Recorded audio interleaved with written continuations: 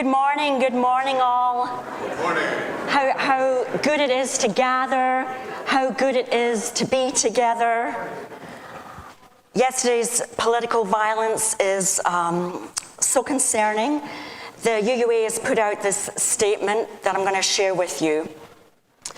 Unitarian Universalism believes in the right of free speech and the democratic process. Attacks like those at Saturday's political rally weaken democracy, and the Unitarian Universalist Association condemns this attack. At a time when democracy is already at risk, these events will only make our political environment more precarious. As we prepare to meet this moment, we must return to our spiritual grounding and faithful practice. Take a breath. Reflect together, wait for emerging truth over quick speculation. Anchor yourselves in communities and relationships that foster resilience, liberation, and strategy. Cultivate nuance and seek out deep wisdom, political analysis, and spiritual grounding, as misinformation will be rampant. Our Unitarian Universalist tradition is rooted in the values of human dignity, justice, compassion, and democratic principles. We will remain vigilant in our commitment to protecting our democracy and the integrity of its principles and the rights of all its people. Let us keep love at the center.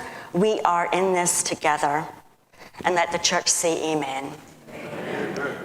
So welcome to worship. We are glad that you are here.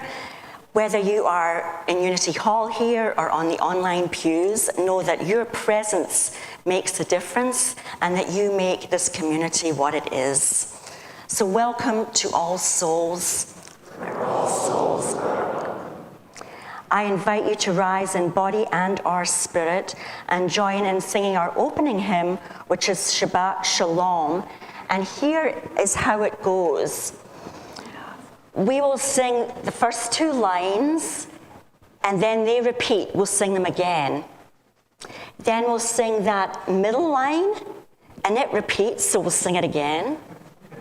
And then the bottom two lines, we'll sing them, and then they repeat. We'll sing them again. And then we'll sing the whole thing through again. Yeah.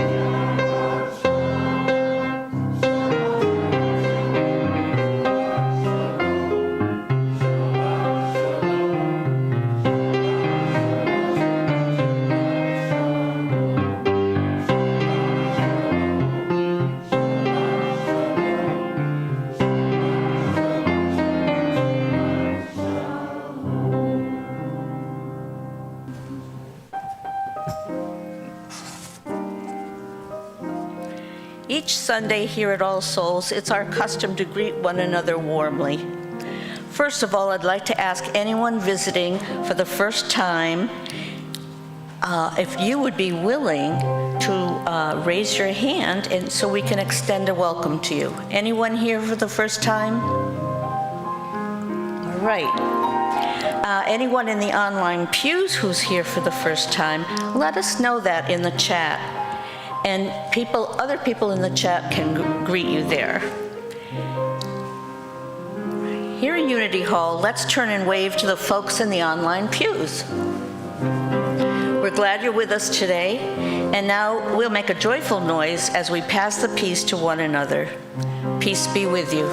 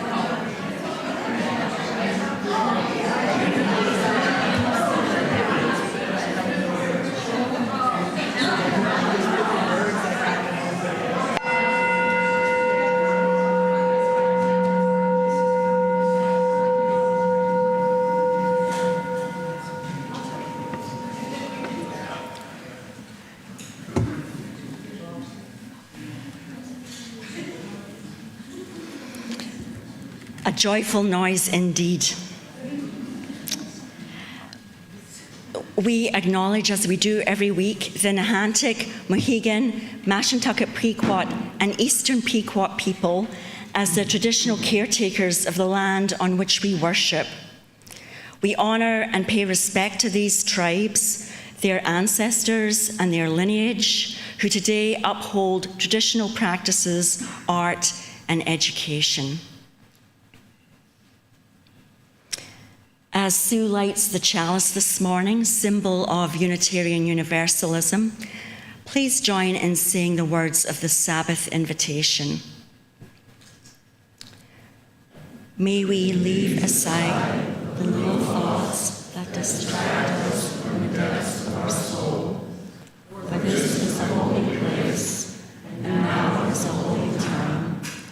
Let us join with one another, this community of seekers, and together let us find our Sabbath.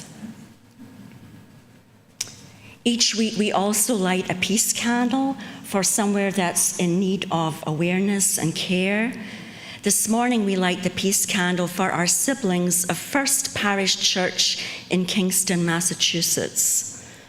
On July 4th, that congregation was the target of rising hatred in our country, stoked by disinformation and isolation. The interior and exterior of the church building was vandalized, including the burning of their Black Lives Matter and Pride flags. Gratefully, no one was hurt, and there has been an arrest. First Parish Church in Kingston released this statement: "Our church teaches love and understanding for every person, including those who commit crimes like this. We reject all forms of hate and violence. Our collective commitment to being an open, caring, and supportive community for all has only been strengthened. We are grateful for the many messages of concern and solidarity we have received from the public and from our fellow Unitarian Universalists across Massachusetts and New England." First Parish Church of Kingston, Mass. will be the beneficiary of next week's Good Neighbour offering, as a show of solidarity as much as to help with recovery costs. And we know that the seeds of violence that stem from racism, homophobia, and transphobia is the very hatred that fuels acts of political violence that we witnessed yesterday in Pennsylvania. We must do all in our power to keep hatred from infecting our own hearts, minds, and agency, holding our highest values close in this moment in our shared history. And following the service, there will be a listening circle for anyone who would like to process these recent events.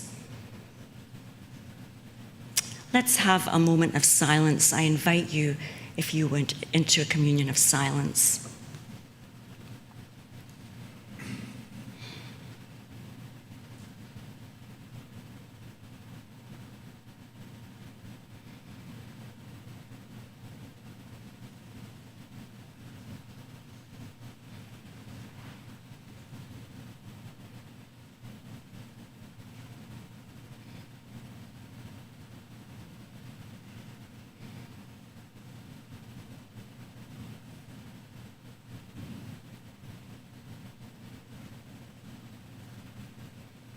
Amen. May there be peace.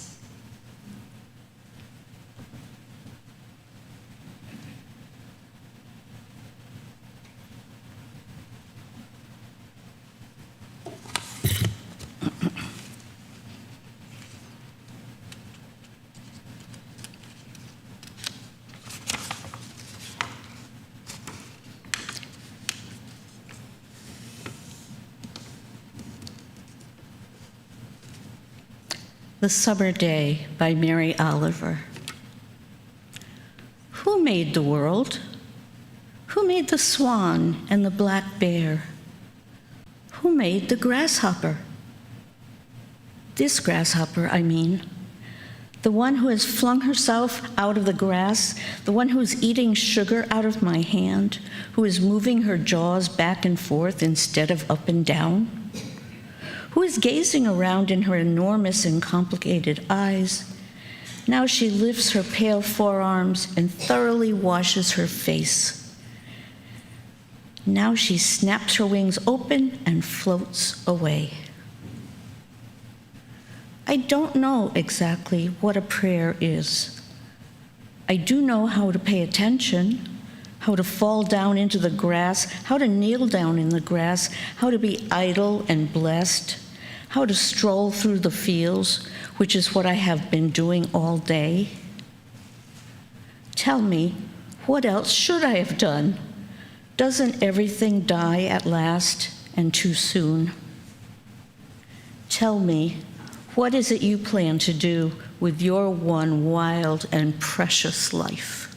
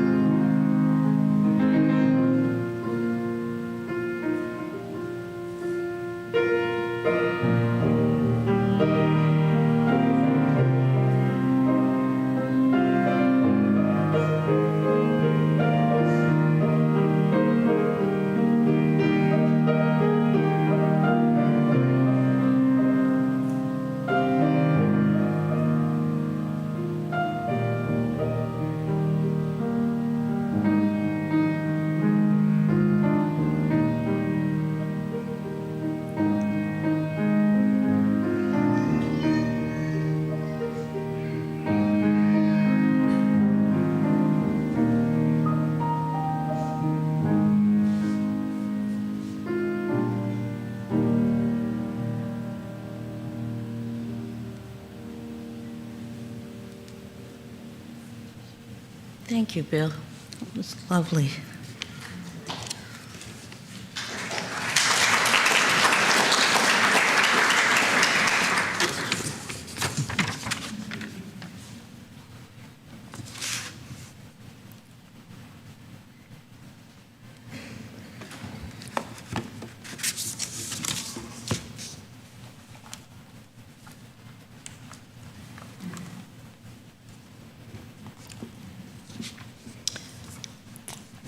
Mary Oliver's The Summer Day is a gorgeous witness to the season.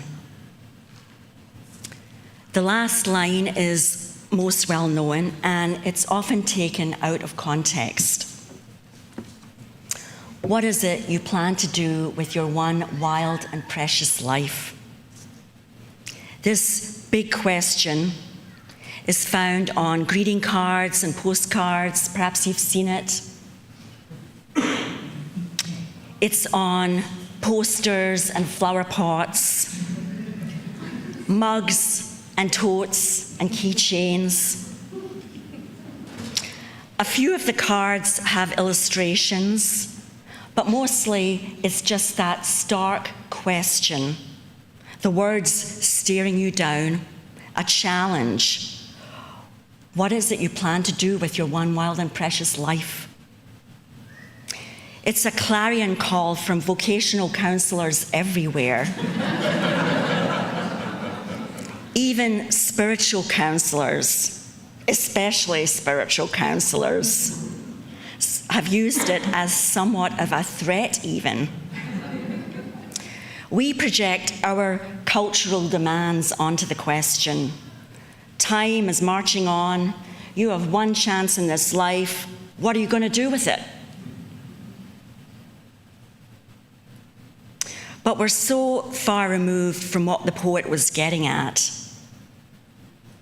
That question doesn't stand alone, at least not with our cultural implicit biases. Taken on its own without the rest of the poem, that question is like looking at a bucket of sand without being able to see the rest of the beach. What is it you plan to do with your one wild and precious life? For the poet, planning is not what it's about. Having a 5-year plan or even a 5-minute plan, having a goal in mind is not where it's at. The poet's truth here is that it's not about doing with your life in the conventional sense. It's about being. Not being something or someone, but just being.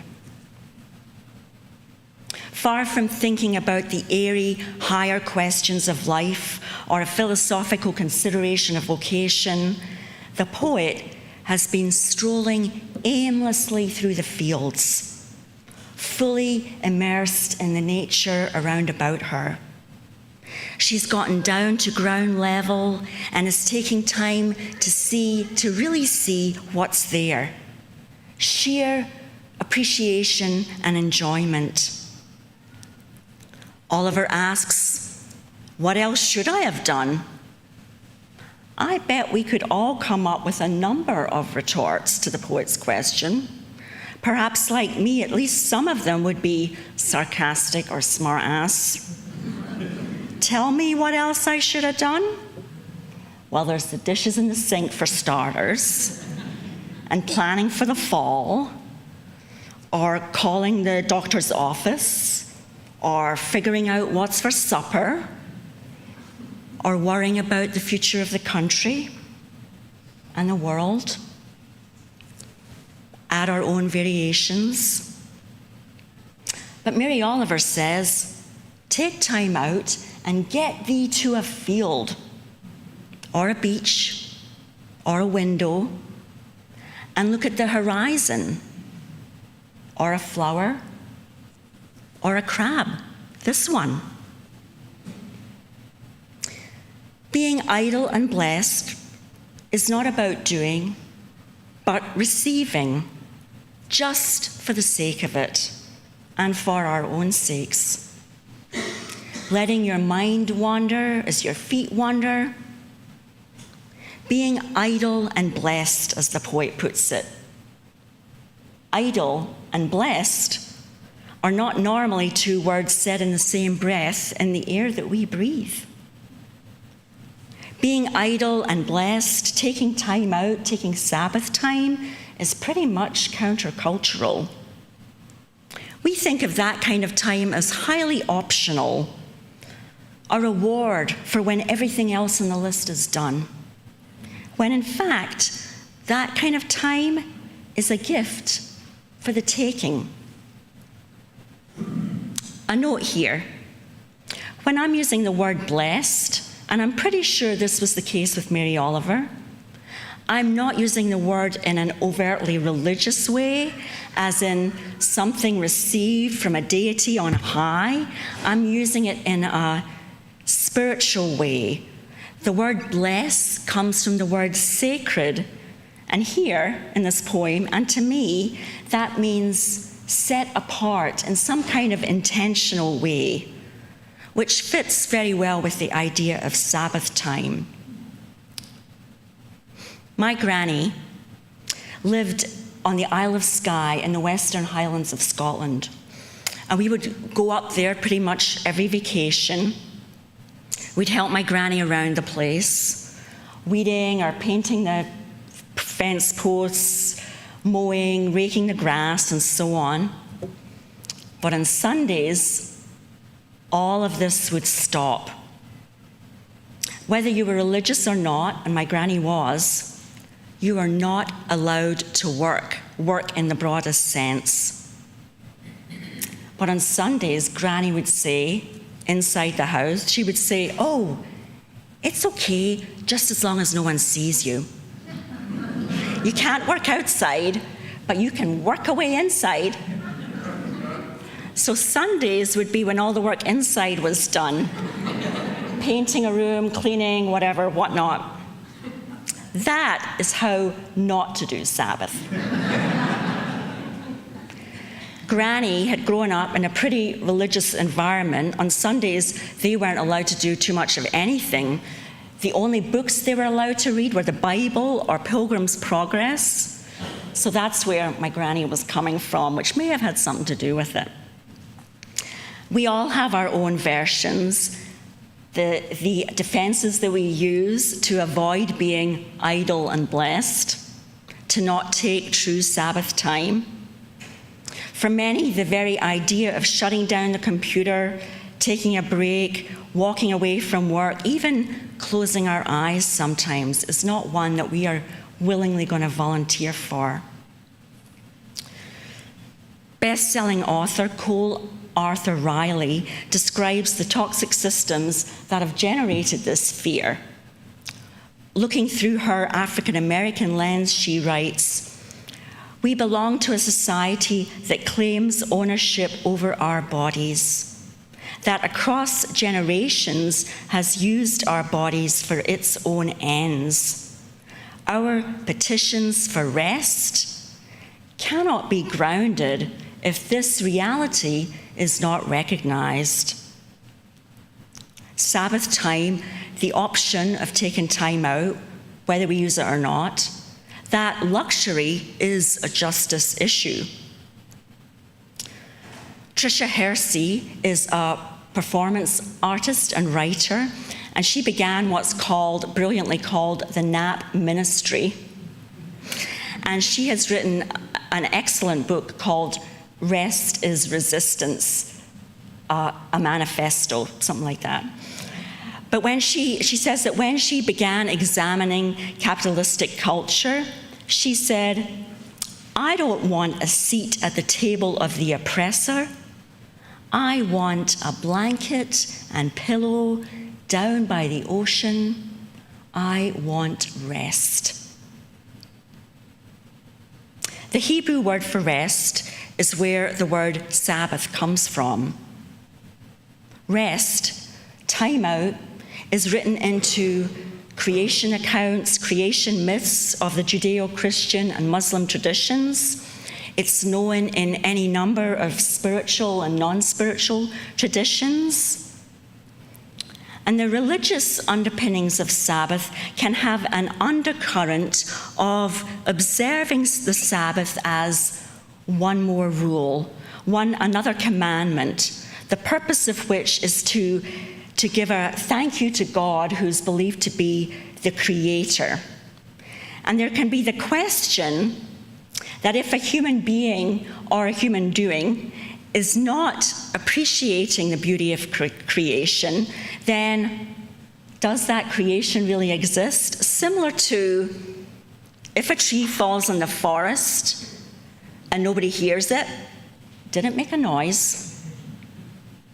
But the issue here is not the question of the tree's existence or the physics of sound and perception. The issue here is about our own full existence, living our own full lives. If we don't know how to be idle and blessed, to lie in the fields, to notice the grasshopper, if we can't generously look out the window and notice all of those different shades of green, if we can't look at a flower up close or hear the birds singing of a morning, we are not fully living. Yes, if we practice that spiritual practice of being idle and blessed, our bodies and our minds and our spirits get to take whatever rest they might need. And also, beyond that, there is a byproduct of being idle and blessed that is absolutely crucial. Here's the thing. In all of its paradoxical, spiritual truth, that ultimate question, what is it you plan to do with your one wild and precious life? It is through being idle and blessed, through taking Sabbath time, that we actually are able to answer it from a place of deep power and truth. Back in 1802, William Wordsworth wrote, "The world is too much with us. Getting and spending, we lay waste our powers." Way before the internet in 1802. But what truth today? When we don't take time away from the world, yes, it is too much with us, and we waste our powers. How much more is that the case now?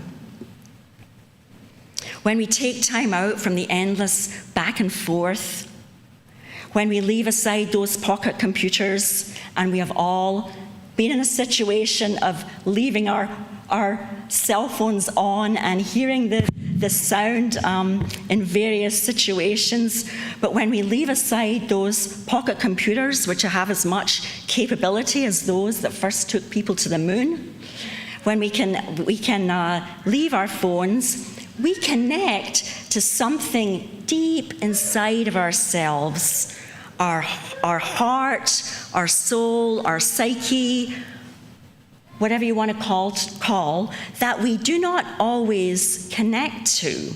Can I get an amen? So much of our days are spent in responsive, reactive mode. So many external stimuli saying, do this, do that, reply to this, respond to this, and so it goes. Stimulus, response, stimulus, response, stimulus, response. A cycle that if we're not careful, whole days, weeks, months, years, a life, a wild and precious life can go by. And we may never have gotten in touch with what we want to do with it, what's important to us, what do we love, who do we love, how do we want to show that love. Our whole wild and precious life can go by and we don't connect meaningfully with this here, our heart, soul, psyche, that center which abides beyond all of the frenzy and the noise. Psychoanalyst and writer James Hollis calls this occasional taking time out, Sabbath time, he calls it living generatively as opposed to living reactively. Living generatively, he says, means paying attention to that deep source. And yes, that comes by taking time out. Of course, living reactively is an absolute requirement for life. But if we value our one wild and precious life, it's not where we want to be spending every minute of every day. Hollis says, loosely speaking, we can talk about life as having two halves, not in an arithmetic sense so much, but he says the first half of life, by necessity, is basically for living reactively. And then during the second half of life, which can pretty much begin any time, we can be more aware of that center that abides and so live more generatively. So those questions of why we're on this earth and what we're doing get to percolate, and answers generate from a deep, creative, and sacred place. When we unplug, disconnect, play, be in nature, we take ourselves out of that endless stimulus response cycle and we tune into that part of ourselves. This summer, remember to be idle and blessed. Take time to be. Look at a flower close up. Magnificent. Wiggle your toes in the sand. Notice all the shades of green around you. Enjoy. Amen. That connection to that deep source in ourselves can also occur in silence, and so I invite you into such a moment.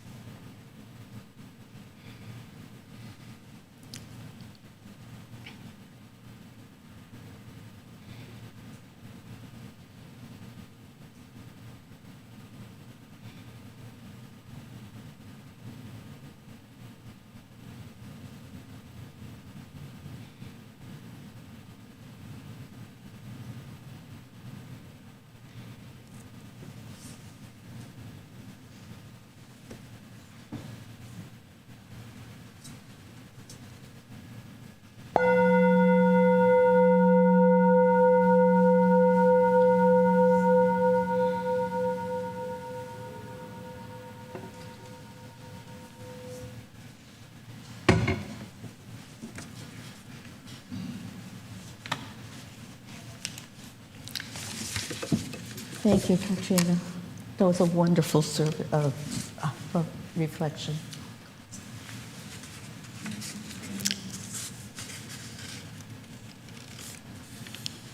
It is now time when we share what we can with our community out of love. We give to the work of all souls. Our work weaves the fabric of love called community. To this end, we dedicate ourselves and this our offering.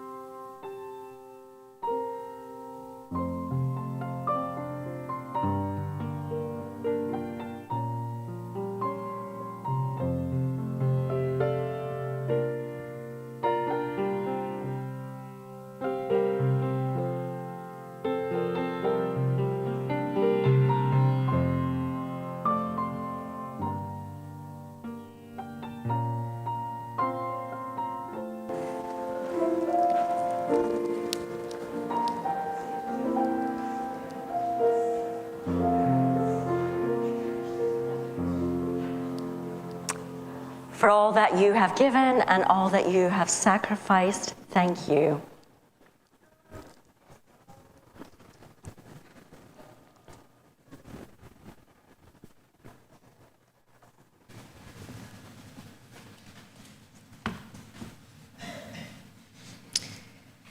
Each week when we gather, one of the ways that we tend to the fabric of community is to bear witness to each other's lives, the joy and the sorrow both. And these can be shared in three ways. If you're in the online pews, you can share in the YouTube chat what you would like to have shared here in Unity Hall. And those of you in Unity Hall, you can also write in the grey book in the lobby. And everyone can email belovedcommunity@allsouls.net. And those of you in Unity Hall, you are invited to come forward to light a candle of intention as you're so moved. The circle is open. Your joy, your sorrow is welcome here.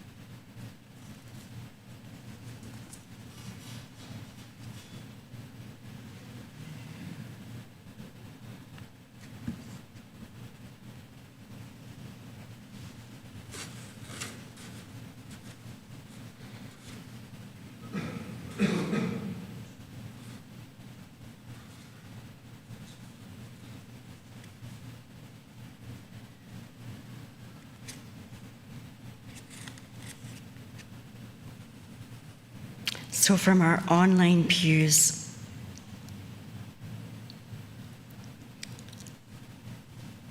Peter Cooper says, I have much joy sharing the service, albeit from afar. It's good to have you here, Peter, with us. Radha Richmond Covey says, my joy, my sorrow goes to my ever-present deceased husband, Bob Covey. Today will be his birthday. Radha, thinking of you and Bob, holding you both close. Carol Thompson says, please keep my niece in your thoughts as she goes through a long chemotherapy. Yes, Carol, we will do that. We are doing that.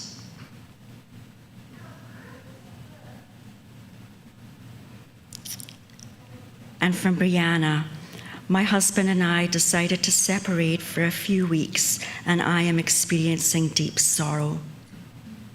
Thank you for witnessing what I am going through today. Brianna, we are present with you and beside you as you experience this deep sorrow.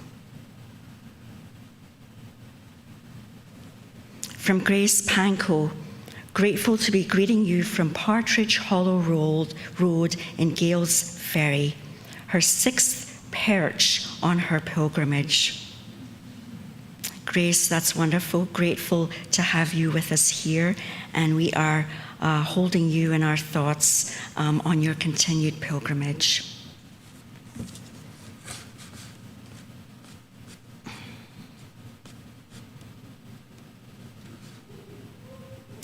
Let us hold everything that has been shared as we enter into a time of prayer and meditation, followed by silence. Source of life, we hold close in our hearts the sorrows and woes present today. May our love and care rest with those who are in need of it. We acknowledge the weight of grief and suffering. May there be relief. We hold in our hearts also the joys present. May they continue to reverberate through the week and through life. We give thanks for this beloved community. May it be a balm, a force in the world, a source of peace, and a source of love. May each one here too, as we prepare to enter once again a new week in a troubled world, where may each one here too be a balm, a force in the world, a source of peace, and a source of love. Amen.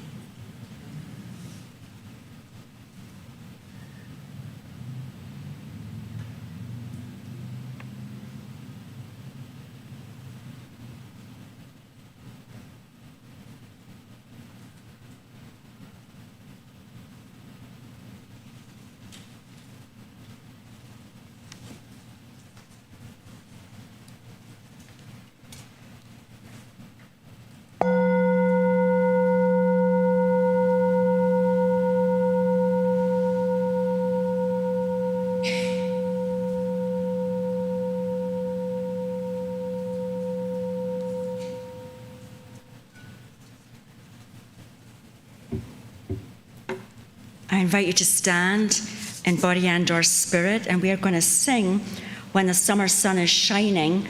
And I think many of you have hymn books, so it's number 66 that we're going to sing.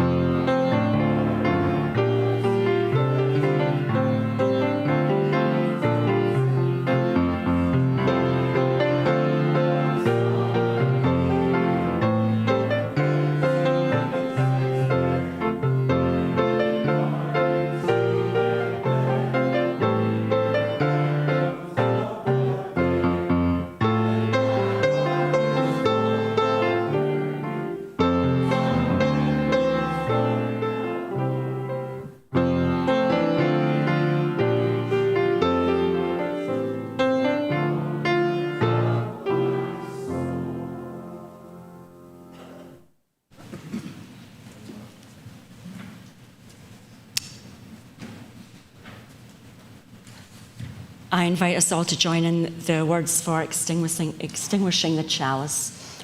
Our worship has ended, but our service is not yet done.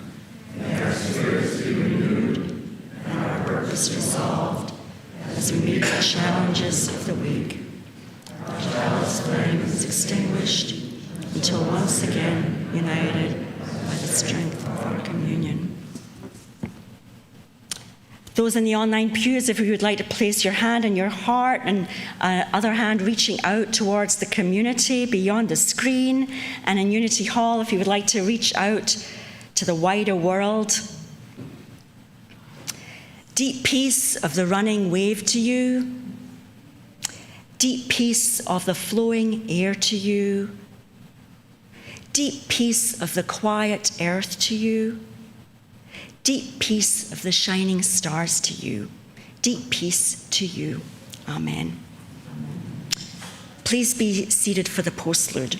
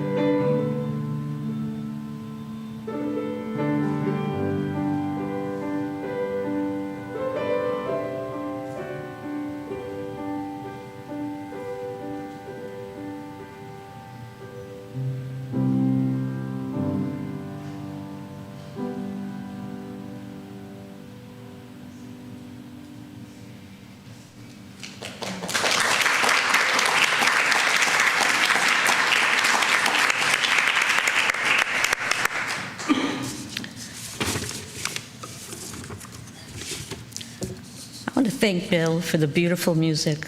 I want to thank everyone.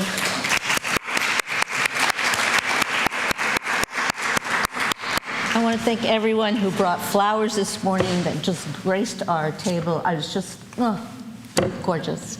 And I appreciate it, and I hope they keep coming all summer. So bring something from your yard anytime your spirit so moves you, because we'll have enough vases. As a matter of fact, we have enough vases to probably decorate the Hilton Hotel with flowers in every room. So, and I want to thank Vic Marolda, who has just completed a very important task. He's repaired one of our candelabra, And it will be back on the chancel next week. So thank you, everyone.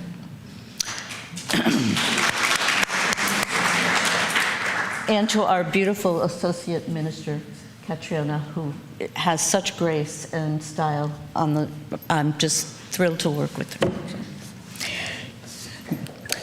For our announcements today, if you're new today or newish and would like to learn more about All Souls and UUism, head to the welcome table back in the corner. There, see, there's someone waving, and right in front of him is that welcome table. Thank you, Adam.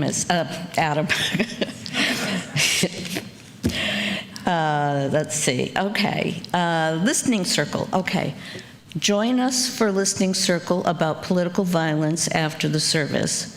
Let's share our feelings about recent events that have been a disturbing trend and how we might move through the next days and months with peace among a deep divide. Today after the service, for those who would like to gather to process the political violence we witnessed as a country yesterday, it'll be held in the library with Reverend Katrina and Perry, who will facilitate. I want to remind you that the second of our ongoing open mics, called All Souls Sings, is going to be this Friday, July 19th, starting at 6:30, right here in All Souls, in the community room, I believe. And anyone may come and perform, or they may come and listen, or they may come and be inspired and suddenly get up and sign the book and say, I want to sing. So we'd love to have you.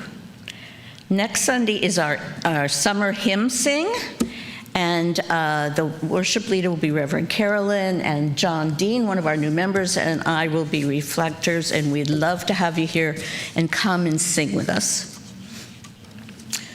Coming up this next week, again, for next Sunday, the Good Neighbor offering will be for the First Parish Church of Kingston, Mass., who suffered violation and vandalism in their place of worship and gathering on the 4th of July. And it will also be food to the people, and the offering this month is pasta. So if you would like to do any of those things, we would love to have you do that. And I think we've already had the post food, have we not? So you are all free to travel around the building, the town, the state, anywhere you need to be.